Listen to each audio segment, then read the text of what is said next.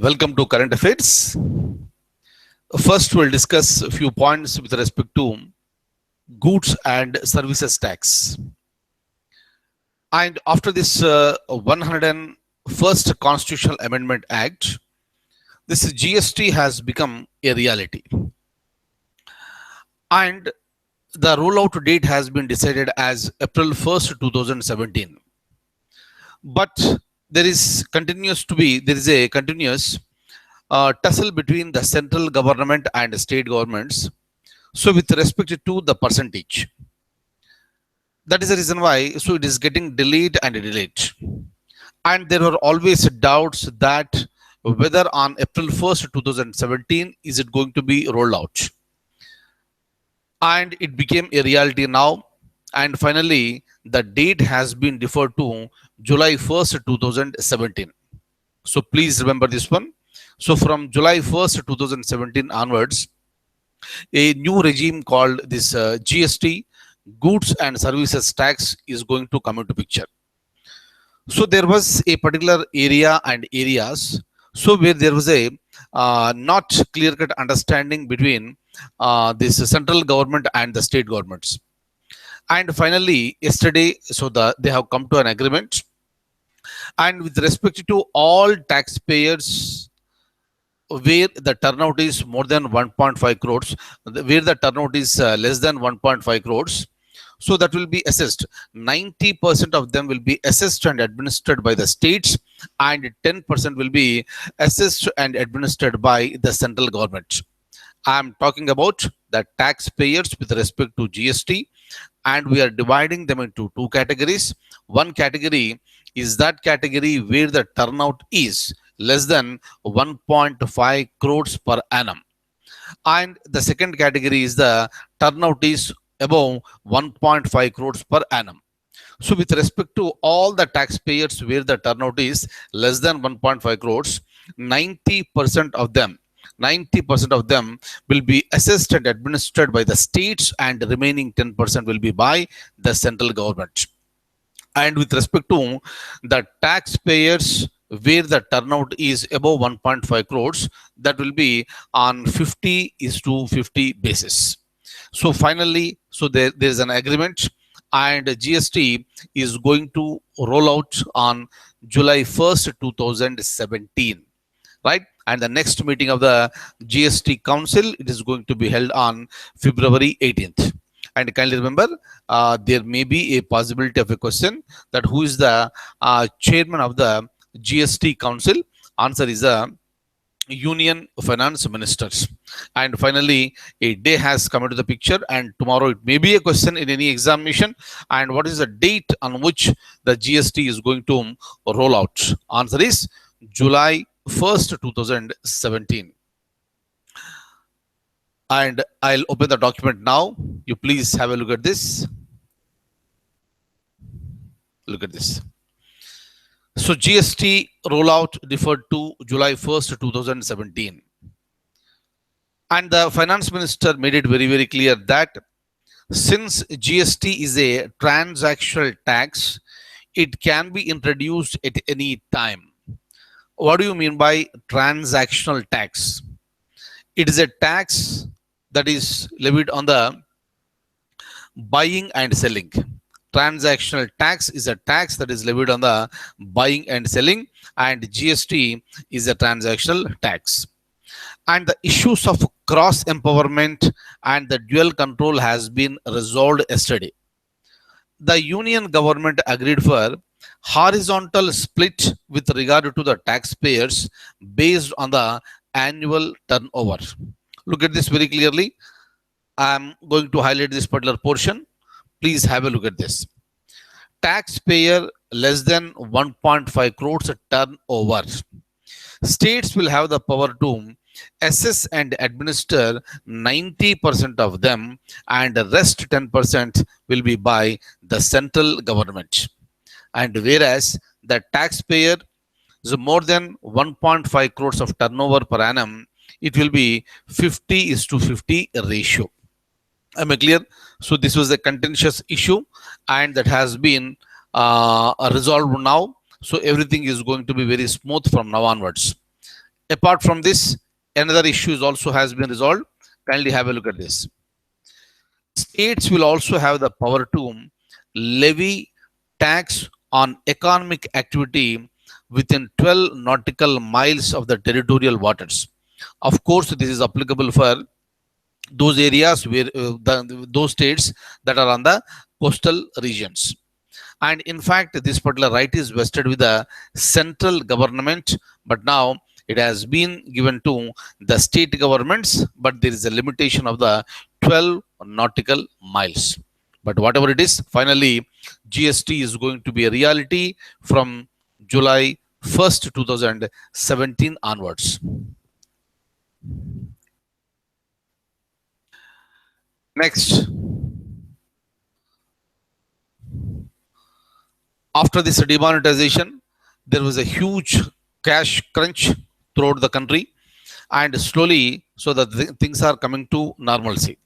That is the reason why the per day limit of 4,500 withdrawal from the ATMs, so it has been enhanced to 10,000 rupees. Clear? So now a person can withdraw 10,000 rupees from an ATM, but there is a cap that is called weekly cap, and that weekly cap has been restored at the 24,000s, right? So 24,000s, that is the reason why, so a person cannot withdraw more than 24,000s a week, right? And similarly with respect to the current account holders, so now they can draw, this from 50,000, it has been enhanced to 1 lakh rupees. And after some time, I am going to show you some one important question, that is with respect to the statement that is made by one of the important financial organizations at the international level, that made a very big comment on the demonetization that has been taken place in India. So I'll show you that after some time, and kindly have a look at this. Right. RBI has raised the withdrawal limit from 4,500 rupees to 10,000 rupees per day with a weekly cap of rupees 24,000.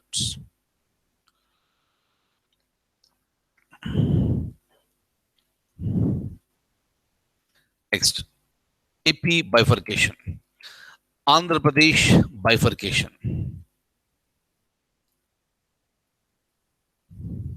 What exactly is this? After a long struggle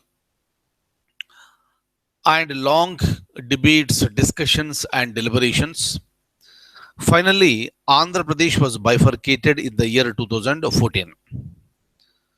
And that happened just before the general elections of the year 2014. So during that time, if you remember, Andhra Pradesh, and today it has been bifurcated. We have an area, a new state called Telangana.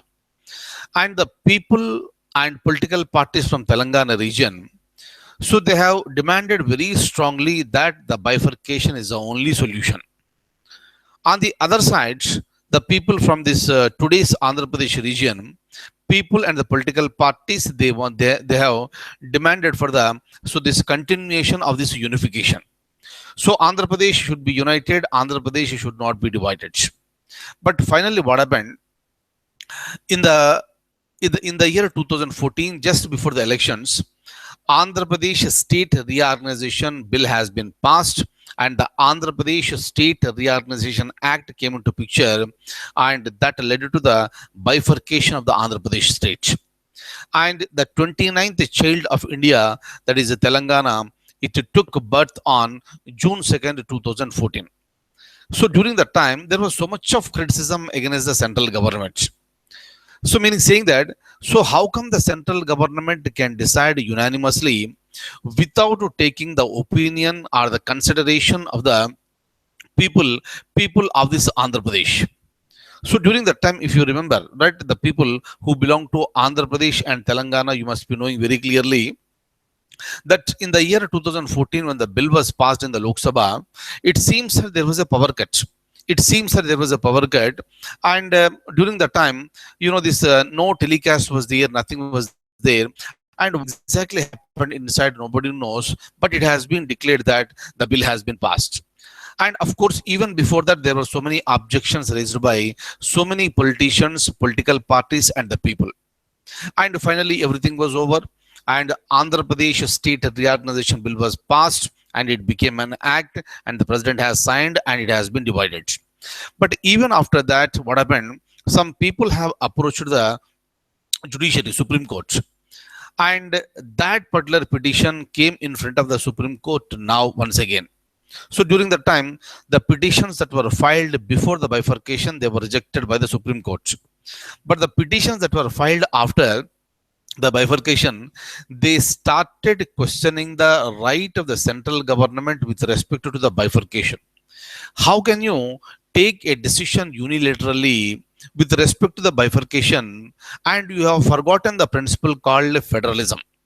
In a federation, you have to give equal respect to the states without taking the opinion of the people into consideration, how the state has been bifurcated, and whatever the procedure that you have adopted for bifurcating the state, that procedure should be declared illegal and unconstitutional.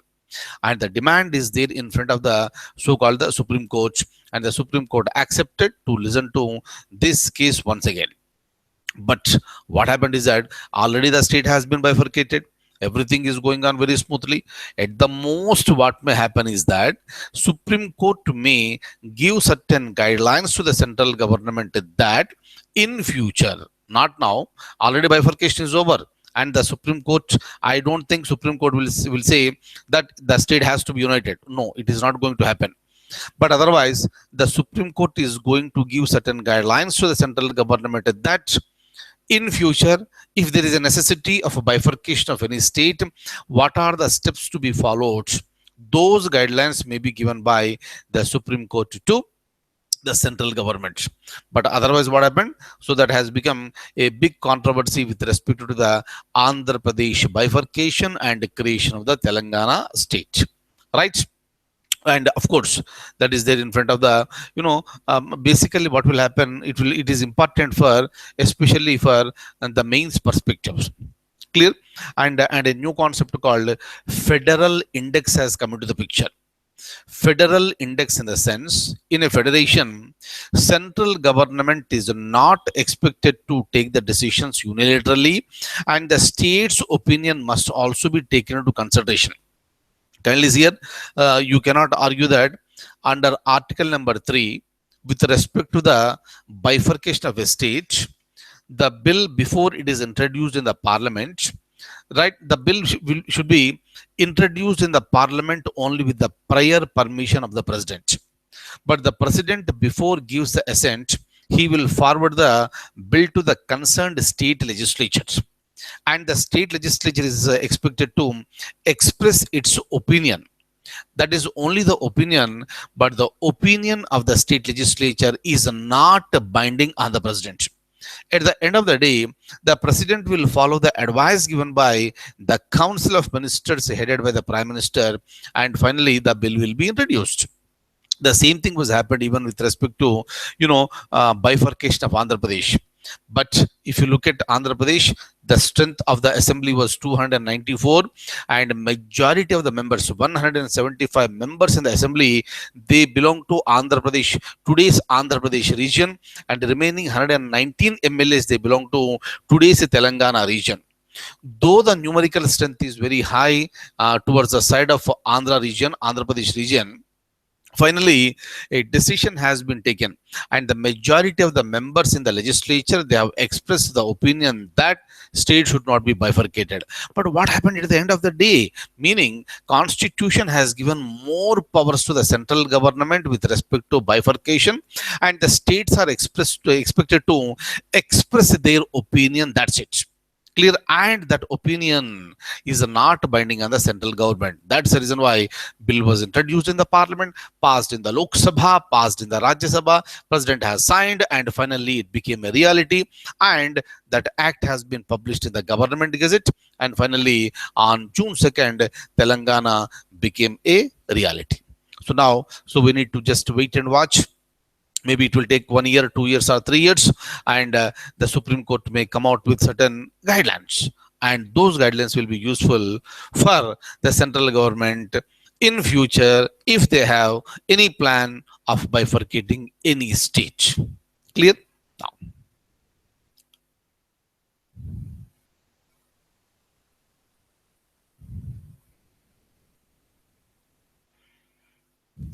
right.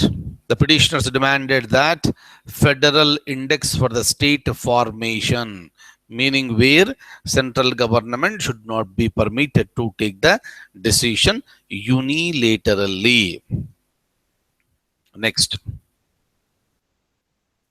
Medical Termination of Pregnancy Act.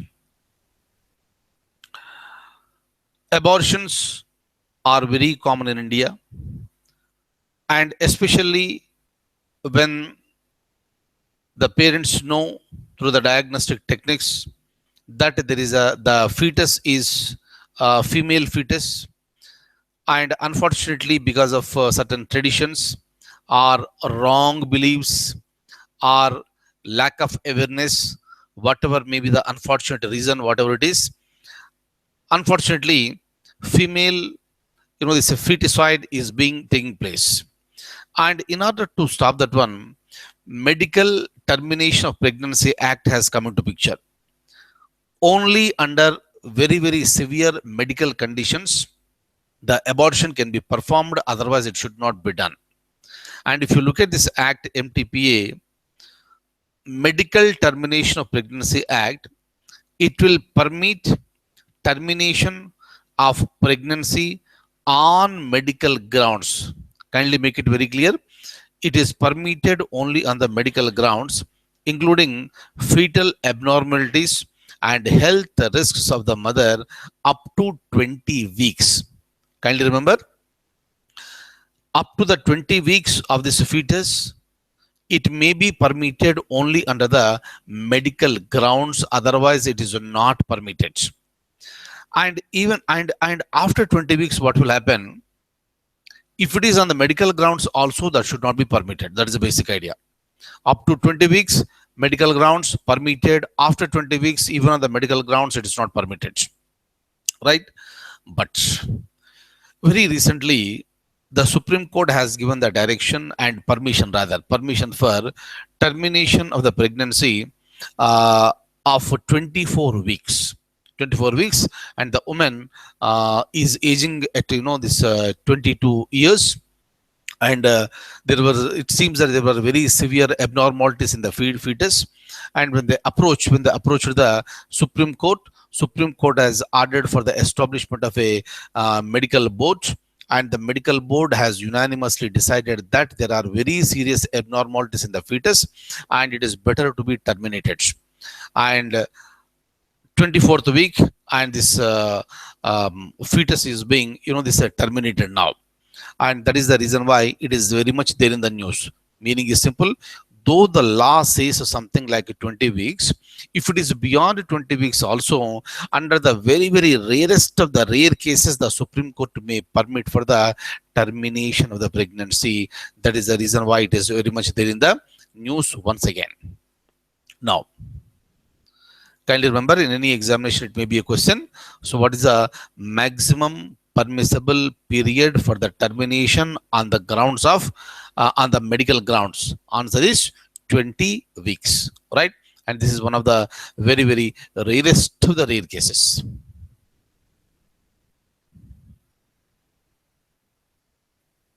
Look at this, okay? WhatsApp.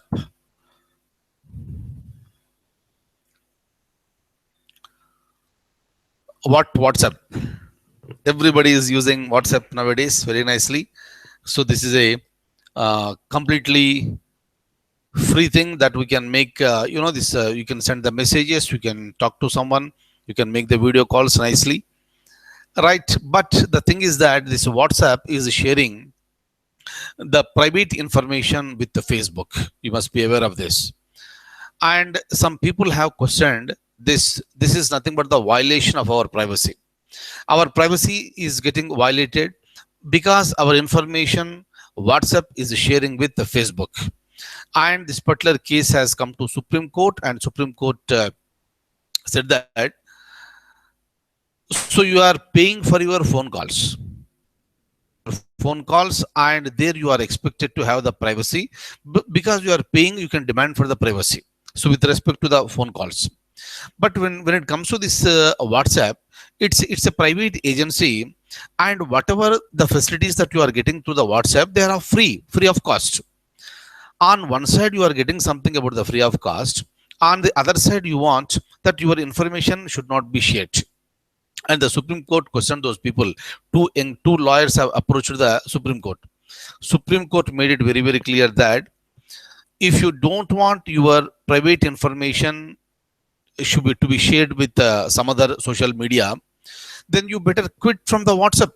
So why are you staying there? Why are you staying there in the WhatsApp and still demanding for that certain rights, right? But finally, what happened is that Supreme Court has agreed to listen to this particular case, whether WhatsApp should be permitted to share the information with the Facebook, which is considered to be the private information of the individuals.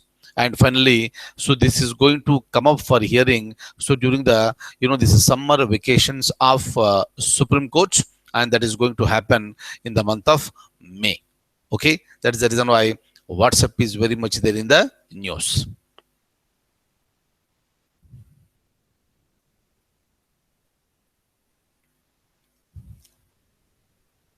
Now, this is what I was saying you. Please have a look at this. Which of the following international financial institutions said that the demonetization has hit India's growth?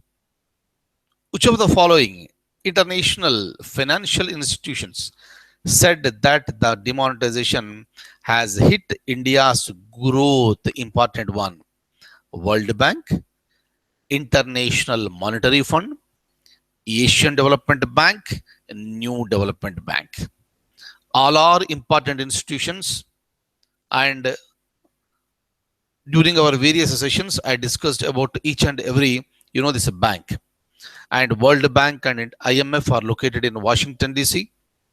Asian Development Bank is in Manila, that is in Philippines. New Development Bank is located in, this is nothing but the BRICS Bank. So this is located in Shanghai, that is in China, right? So, but what is the answer for our question? And the answer is the IMF, that is B, International Monetary Fund. Look at this. Answer is B. Please look at this one. IMF has projected India's growth at 7.6% for the current and next fiscal years, but it expects it as the 6.6% for the current year and 7.2% for the next year. Look at this, very 7.6 and very 6.6. Solid 1% difference is there. And all this is because of the, this demonetization effect according to IMF. Am I clear? So this is one possible question in any forthcoming examination. So please look at the question and try to remember the answers.